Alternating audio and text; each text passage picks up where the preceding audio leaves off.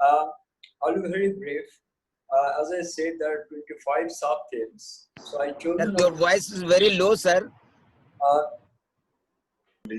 Thank you so much, Dr. Khalil and your team. Yes, sir. Thank you very, very much. Thank you so much, sir. Before starting with the national speakers, we would be starting with our technical sessions parallelly. So there are 5 technical sessions which will run in different groups. The participants are already assigned with the groups and they are now requested to join the respective meeting rooms, the link of which will be shared in the respective technical session WhatsApp group. After the technical session, we will have a lunch break till 2:45 and then we will resume again for the validatory session. So for the validatory session, all the participants are requested to rejoin from the link which was provided in the morning. Now we will continue with our national speakers. The first speaker is Dr. Ashwani Kumar Bhalla. He is a professor and postgraduate department of Commerce and Business Innovations and Research, SCD Government College, Ludhiana, Punjab University. He is the secretary of Faculty of Business Management and Commerce, Punjab University, and also the president of Punjab Commerce and Management Association. He is also the member of UGPG Board in Commerce, secretary of Internal Quality Assurance Cell, and the finance secretary of Higher Education Institute Society. I welcome you, sir. Please proceed with the session. Over to you, sir. Thank you, Pooja, for giving the nice introduction to me. So straightway, I'm going to start my presentation and share my thoughts on the theme which you have stated in this particular international conference. And thank you, Dr. Khalil Ahmed, for giving me this opportunity. I'm very thankful to all the speakers and the participants. Without naming, I'll be straightway going to this presentation. As previous... Sir, you were the first person to join at 6:30. You just called up earlier, share the link at 6:30 in the morning.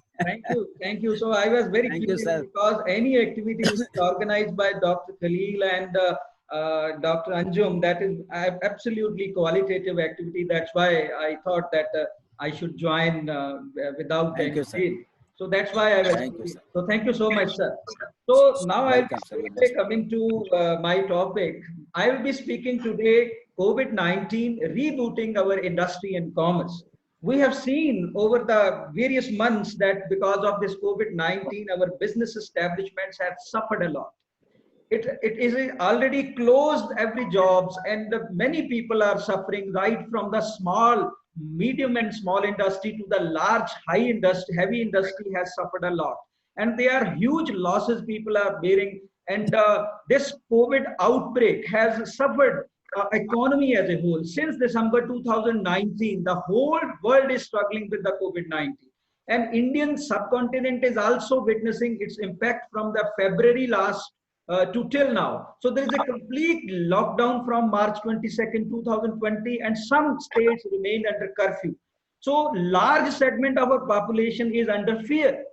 If we look at the Indian scenario, the Indian has expected to lose over rupees 32,000 crores, 4.5 billion US dollars every day, and up to 53% of the businesses in the country were projected to be significantly affected because of this. So 92% of the Indian labor is unorganized sector and has no work, and they have lost their jobs. Supply chain has been disrupted. Similarly, various businesses such as hotels and airlines are cutting the salaries of the people, are laying off the employees. So our Prime Minister's dream, the dream was to make Indian economy 5 trillion economy, which is washed away from the time being. Our manufacturing sector, our real estate sector, our accommodation sector, food sector has severely been affected. 10.5% work hours reduced. Large segment of our population, that is 25.7% in the rural area and 13.7% in the urban segment, is living near poverty, which has been severely affected. Our startups has been almost been finished.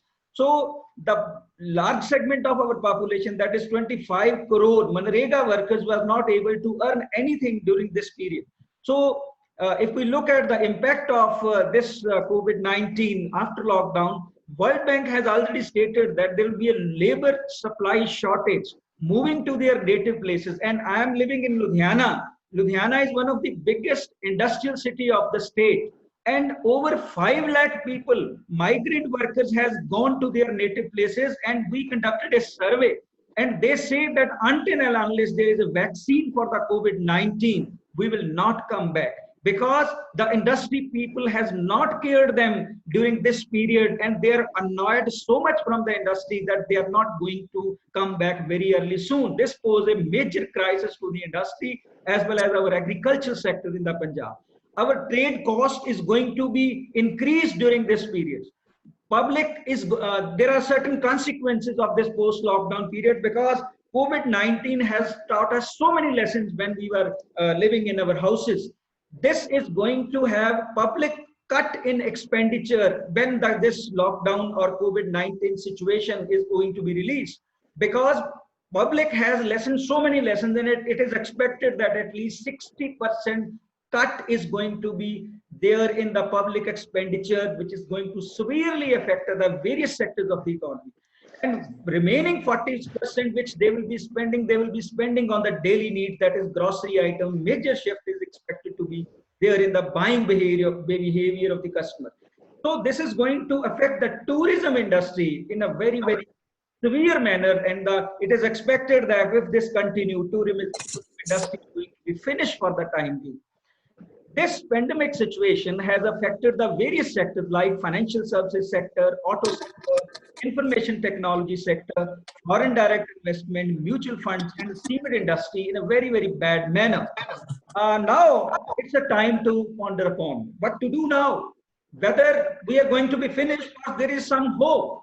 Here I would like to share the Ratan Tata's statement in this. He says, year 2020 is not a year of profits, but of sacrifices and saving life on the earth. We have to redefine the parameters to observe the economic growth, because till now we are considering that the GDP is the only parameters to see the economic growth of the country.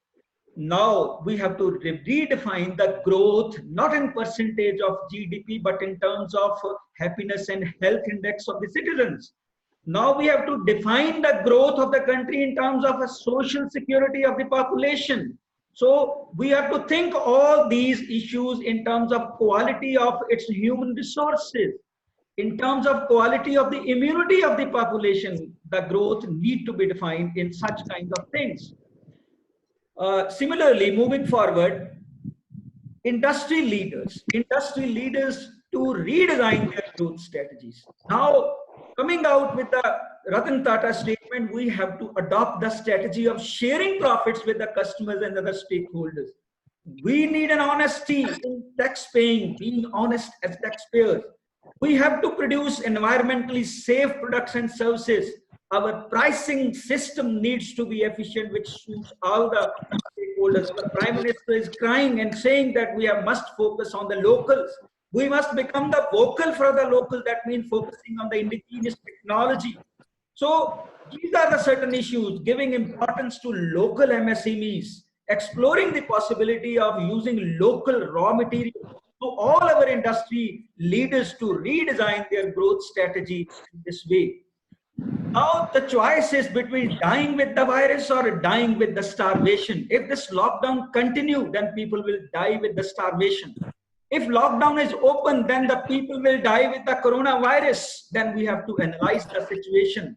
We have to find out the balancing view. Yesterday, I was discussing one of our Australian chapter president, Mr. Rajwant Singh, who is considered to be a hospitality king there, and he's running Veg Delights chain of restaurants. I asked him what to do in this situation, whether their restaurants were closed, whether they were not serving to the people. They say no. During this position, we run in a strategic manner.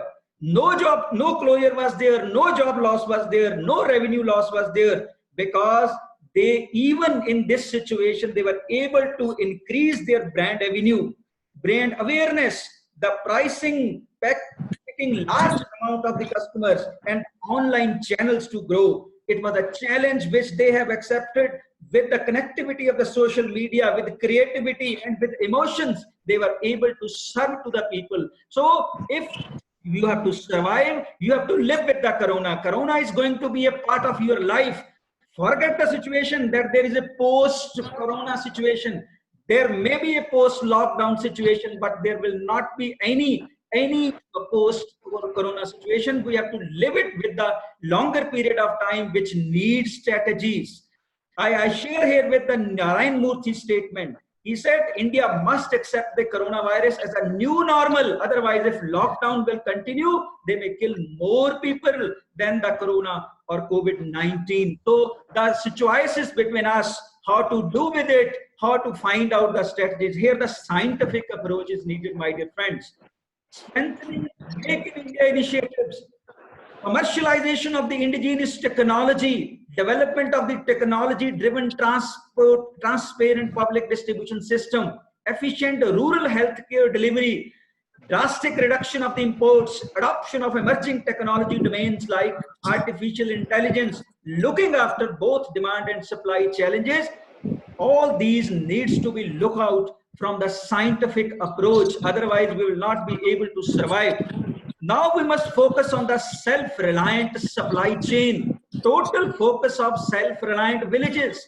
Our brand equity need to be redefined. Every citizen has to become a brand ambassador for the local made products and services. Indian made brands needed to be given more importance. Our brand demand pattern needs to be changed. For that, our lifestyle needs to be reoriented. Only then you can come out of this situation. Now our priorities need to be redefined from individual to the government. We have to become our own brand, my dear friends. So if you continue with the older strategies, if you continue to think that this pandemic situation will be over, we will be again in the same path which we were earlier adopting, this is not going to happen. You have to invest in yourself, in your inner faith, so that you can come out of this situation. My dear friends, we need to develop a new vision, development of a new vision that is strategic. Rethinking is required at all levels. It is not a function of the government only, from the individual level to the institutional level to the governments at the center and the states. A synergetic rethinking is required. An honest and visionary approach to develop New India will be required. And we need to prepare a broad plan to deal with the corona type situations, so that we need to develop in a future. So what all these need, that is the rebooting. As we said, when the computer is affected with a virus, we reboot the computer so the virus is removed, and then we are in a same situation in another path. So preventing another COVID-19 outbreak, this will be a critical for any country or a business. A new wave of COVID-19 will be harder to recover from, and so we should start preparing detailed COVID-19 guidelines and make it mandatory compliance for companies post-lockdown. Businesses should put in extra efforts to ensure their factories are COVID-19 compliant. So this step will also build a confidence in the workforce and will ensure better production. My dear friends, we have to convert this crisis into opportunities. World had never witnessed such kind of situation.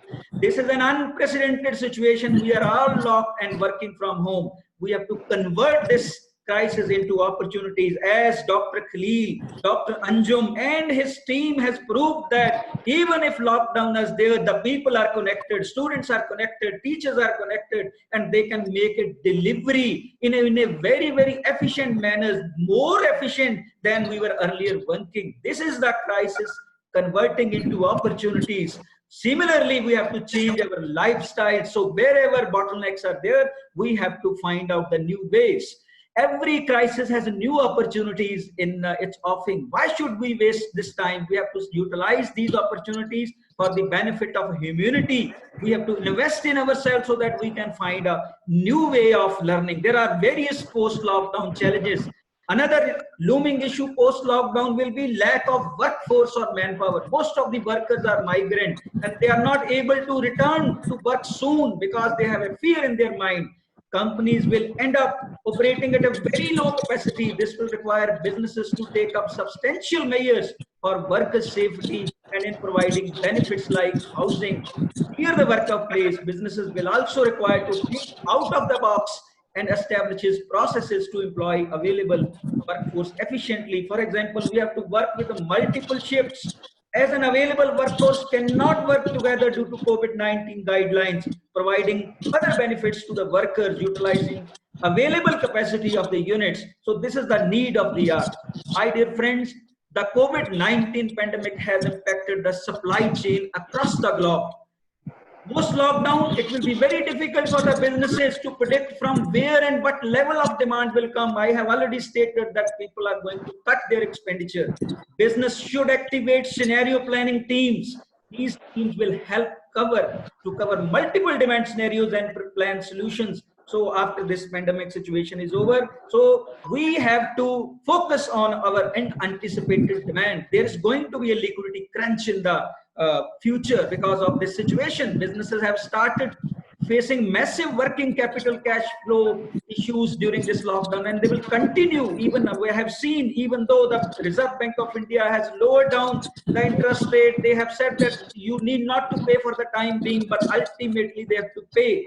MSME and startups are worst hit, though the government has started taking steps via SIDBI and other schemes to help MSMEs, but still we need to do more. So the liquidity crunch is going to affect you very, very badly. So once lockdown is shifted, one of the most important thing is to effectively analyze our supply chain, that we have to make a path. We are on a path of exponential growth is sure. Our supply chain operates seamlessly without any obstruction. As a country, we would have to define clear guidelines on the movement of the goods. States, businesses, industry bodies would need to work together in this kind of situation. We have to connect with the universe, my dear friends. We have ignored the universe.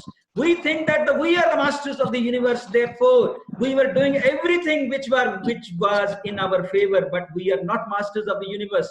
We have to change our attitude with regard to the universe. We have to take care of each and every segment of the universe. We cannot live by ignoring the environmental factors. If still we are thinking that we will be in the same path as we were earlier doing, then this is the foolishness which we cannot understand. Now we need a full there are three models which we can have on this. There is one model is full reboot model. The government this model emphasizes that the government will wait until new COVID-19 cases are zero and then restart social and economic activity with minimal restrictive measures, but with a limited international travel.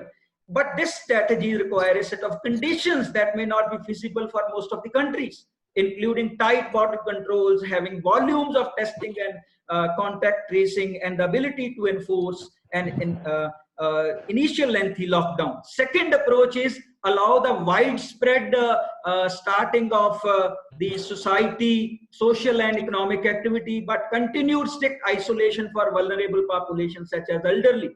Such an approach may not be feasible in many countries given the large number of population who would need to remain in isolation until the vaccine or cure is available. However, it may be the right strategy for restarting activity in the near term for low-income countries so that are enabled to rapidly build up healthcare and testing capacity without international assistance.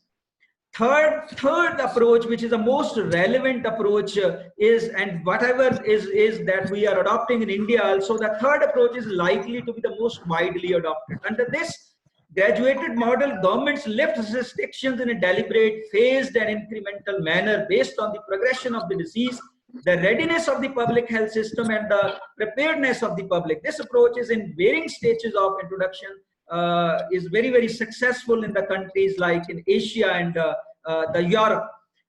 My dear friends, what I want to conclude with this presentation, that we have to follow a very strict standard operating procedure for all sectors of the economy, right from the individual to the institutions, to the government, either it's the state government or the central government. We have to come collectively. It is not the responsibility of the states and the government only to follow the instruct the operating procedure, but economy as a part of educationist, as an industrialist, as an association, we have to work together, educate the people that we have to live with the corona.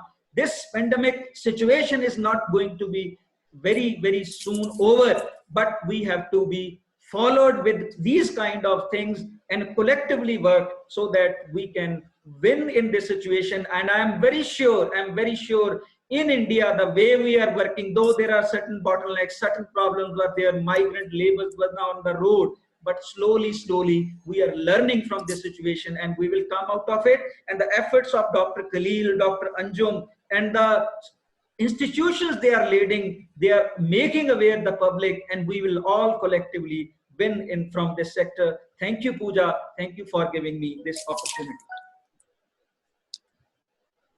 Thank you so much, sir. Our next speaker is Dr. Faisal Ahmed. Dr. Faisal Ahmed is an associate and Management and Parul University would like to present vote of thanks. First of all, I would like to thank the President of the conference, Dr. Zahir I. Qazi sir, Honorable President SEM Trust and Anjuman-e-Islam Mumbai. We wish to express our gratitude to you, sir, for being with us on this conference. Your presence and your gentle words are source of encouragement for all of us. Thank you so much, sir. We raise our heart in gratitude and thank our chief guest of the conference, Dr. A.N. Sarkar, sir, for being with us today. I wish to thank our keynote speaker of the conference, Dr. Debarti Halder, ma'am, for being with us today. Thank you, ma'am. My heartfelt thank goes to all the guests of honor, our international speakers, Dr. Muhammad Fahim sir and Dr. Khaliquzzama sir. We will remain grateful to both of you, sir.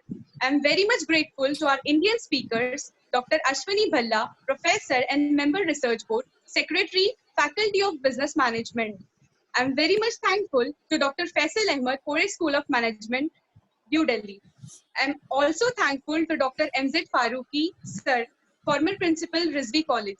I extend my sincere thanks to our respected principal, sir, Mohammad Khalil Ahmed, sir, and Dr. Aqil Ali Sayyed, sir, Professor and Director, Parul Institute of Law, Dean Faculty of Law, Parul University. Last but not the least, I would like to thank all our honorable trustees, Mr. Najib Chavre, sir, General Secretary and Managing Trustee, Mr. Sagir Ahmed Dange, sir, Vice President SEMT, Mr. Khalid E. Chinde, sir, Vice President SEMT, Dr. Asmit Patel, sir, Trustee, Mr. Asim M. Khan, sir, Joint Secretary SEMT, Mr. Burhan Ridwan Harris, sir, Trustee.